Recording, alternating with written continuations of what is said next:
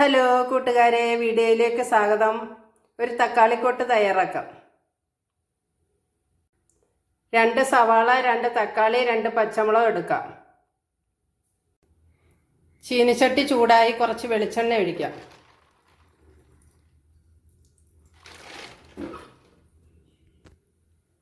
എണ്ണ ചൂടായി കടുക്,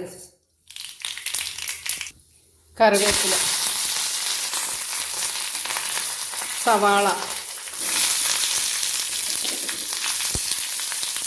ഒന്ന് വഴറ്റിയെടുക്കണം. സവാള വഴന്നു വരുമ്പോൾ തക്കാളി, പച്ചമുളക്, കുറച്ച് മുളക് പൊടി, ആവശ്യത്തിന് ഉപ്പ്,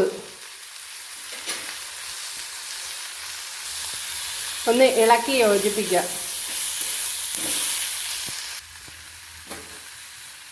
1/4 കപ്പ് വെള്ളം ഒഴിക്കാം.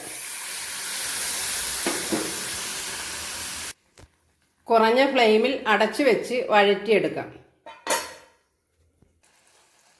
സവാളയും തക്കാളിയൊക്കെ നന്നായി വഴന്നു വന്നു. പെട്ടെന്നൊരു തക്കാളിക്കൂട്ട് ചപ്പാത്തിക്കും ചോറിനും ഒപ്പം കഴിക്കാം. എല്ലാവരും ഒന്ന് ട്രൈ ചെയ്ത് നോക്കണേ. വീഡിയോ ഇഷ്ടമായാൽ ഒന്ന് ഫോളോ ചെയ്ത് ലൈക്ക്, സബ്സ്ക്രൈബ് ചെയ്യാൻ മറക്കല്ലേ.